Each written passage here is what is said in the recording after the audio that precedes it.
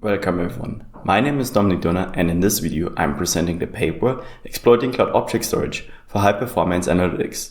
This is joint work together with Victor Leis and Thomas Neumann from the Technical University of Munich.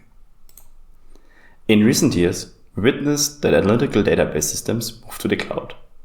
These systems usually deploy a disaggregated storage model, where the data is separated from the compute node. Usually the data resides on cloud object storage, for example AWS S3, and is accessed via the network. The database system downloads objects via HTTP requests from cloud object storage.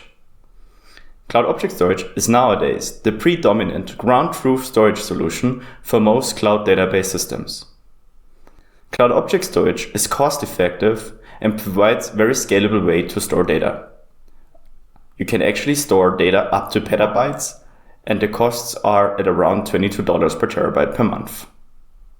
It also provides strong durability guarantees. For example, 11 nines per year at AWS S3. Additionally, the network throughput of compute nodes is increasing. It is now possible to provision instances that have a network bandwidth of 100 gigabits or more. Thus, the bandwidth gap between compute node local SSDs and remote network storage is closing, making cloud object storage even more attractive as a network storage solution. Because of this, most cloud database systems, for example Snowflake or Redshift, use cloud object storage as the ground truth data storage. However, it has not been studied how to optimally leverage cloud object storage for analytics. In this paper, we discuss how to optimally integrate cloud object retrieval into analytical database systems. Therefore, we want to answer the following questions. How can we process data at the network bandwidth? And is this even possible? How can we minimize CPU overhead of networking? Because we want to also analyze data at the same time, so we need to be careful with the CPU resources, especially since downloading via HTTP requests is a rather expensive job.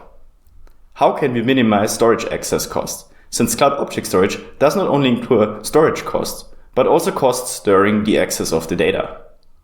And lastly, how can we avoid a vendor lock-in, as the database system should be possible to run on multiple cloud vendors?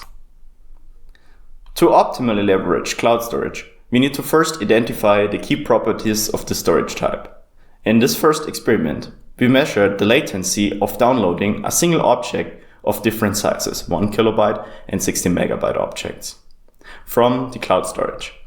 We noticed that cloud storage has a high minimum latency per object for both small and the large objects. For example, at the large 16 megabyte objects, we notice a minimum latency of 200 milliseconds, which roughly translates to a throughput of 100 megabytes per second for a single object.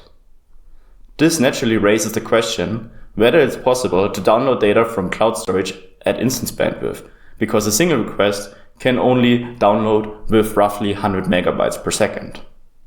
For analytical processing, the overall bandwidth is usually more important than single object latency, as much data has to be scanned anyhow.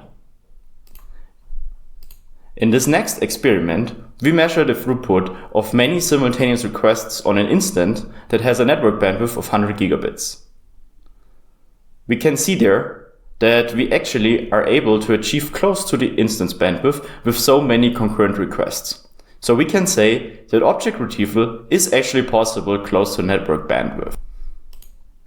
To understand the concurrency requirements to reach the instance network bandwidth, we model the throughput given a certain concurrency. We define base and data latency. Base latency defines the time until the first byte is received, and the data latency defines the time each following download megabyte takes. We measure a base latency in the low 2-digit millisecond range and a data latency of around 20 milliseconds per megabyte. When we look at the plot, we can see that our measured bandwidth closely follows our model until we are getting close to the instance bandwidth. We actually have two models, one with rather hot data and one model with rather cold access latencies. We can see that we need 200 or more requests to saturate the 100 gigabit instance. Thus, Hundreds of requests need to be outstanding simultaneously to saturate such high bandwidth networks. Interestingly, the measured latency reminds us of HDDs, and accessing data at 80 gigabits a second would be similar to accessing more than 100 HDDs concurrently.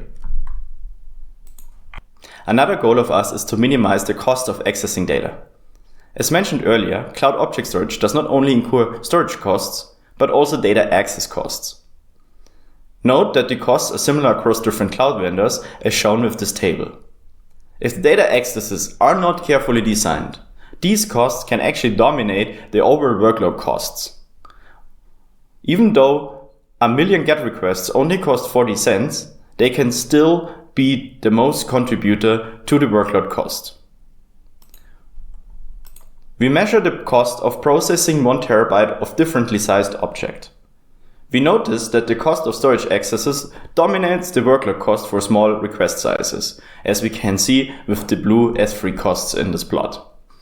The higher the object size, the less influential is the data access cost, and the compute node, the orange color here, is the most expensive contributor to the costs. As we also require high concurrency, smaller request sizes are usually better. Thus, we find an optimal balance at around 8 to 16 megabytes and define such a size as cost throughput optimal. All of our findings are used to develop a new low-overhead multi-cloud retrieval manager called AnyBlob. AnyBlob should be able to achieve the instance network bandwidth similar to what the cloud vendor-provided libraries can achieve. It should minimize the CPU resource usage because this scarce resource is also needed during the analytics of the database system. We also want to avoid thread oversubscription because not only does thread switching incur a performance penalty, but also makes it harder to integrate into a database system's work or thread model. Lastly, multiple cloud vendors need to be supported. To achieve our design goals, AnyBlob relies on asynchronous networking based on the new kernel feature IOURIN. There, multiple concurrent requests are handled by a single thread. We keep a state machine for each request and suspend it after generating a new syscall, for example read, with this URIN interface. Only when the syscall is completed, we continue to execute this task and either re-evaluate it or call a callback when the task is finished. Although the bandwidth of a single thread that handles many concurrent requests is already high, it's not sufficient to saturate modern high bandwidth instances. Thus, we group multiple threads and let the user push requests to a global queue of required objects. To evaluate our design goals of AnyBlob, we measure its performance against the official AWS SDK. On the x-axis, we plot the required vCPUs for retrieval and the achieved bandwidth on the y-axis. This instance featured 72 vCPUs, so in essence 36 real CPU cores. We noticed that the S3 library already requires almost all real cores during the highest retrieval rate. AnyBlob, on the other hand, reduced the CPU resource consumption significantly. Given a fixed CPU budget, we achieve 1.5x higher bandwidth. AnyBlob achieves the same throughput while reducing the CPU of at least 30% in comparison to the S3 library. Thus, we can say that we achieve the instant bandwidth similar to the cloud vendor provided library. AnyBlob helps to clear more resources for processing due to its lower CPU overhead. Due to our asynchronous I/O handling, all of this is possible without over-provisioning threads. And finally, AnyBlob can retrieve data from multiple cloud vendors such that it helps avoiding vendor logins. So we can say that AnyBlob provides resource-conscious retrieval without a vendor login. To seamlessly integrate data retrieval from cloud object storage in database systems, we rely on our experimental study and AnyBlob. Our integration leverages the task-based design of database systems and the internal management of database worker threads. Tasks are required and implemented by all major database systems to switch query execution in multi-tenant systems. Otherwise, a single long-running query could stall the database system. We can use this task system to also incorporate the retrieval of data by repurposing worker threads. The job of a worker thread can be adapted at the task boundaries. In our design, A new scheduler decides the current job of a worker thread during the table scan. It balances the retrieval and processing performance by collecting the throughput statistics and scheduling tasks accordingly to the worker threads. As mentioned, the worker threads are extended and support not only regular data processing, but also data preparation and data retrieval. During regular worker tasks, the data of a scan is simply processed and passed to the upper operators. During preparation, new requests are created and memory in the buffer manager is reserved for downloading the data.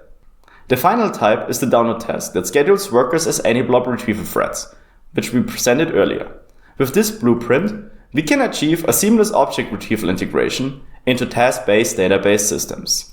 We incorporate this seamless object retrieval in our high-performance database system Umbra, developed at our research group. We use the famous TPCH benchmark at scale factor 500 for the following experiments. Queries 1 and 6 are both bandwidth dominated in Umbra.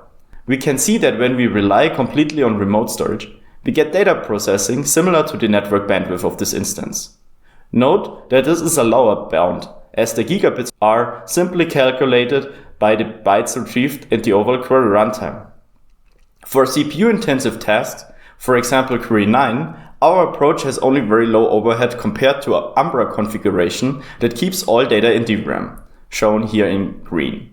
Here, we measure the queries per minute according to how many threads we currently use. Note that also accessing an SSD would incur a similar performance difference. Finally, we show the same plot with the previous bandwidth-dominated query 1. We optimally utilize the resources as the maximum query throughput is reached shortly after reaching the minimal number of threads for achieving the download instance bandwidth. So Umbra, with our AnyBlob integration, achieves high performance and cost-effective analytics for all workloads. To summarize our contribution, we conducted the first experimental study of using cloud object stores for analytics. We developed AnyBlob, a low-overhead multi-cloud object download library. And we demonstrate a blueprint how we can optimally integrate this retrieval into modern database systems and showcase this by integrating it into Umbra. So cloud storage is a good fit for analytical database engine if designed carefully. AnyBlob is available open source on GitHub. Thank you.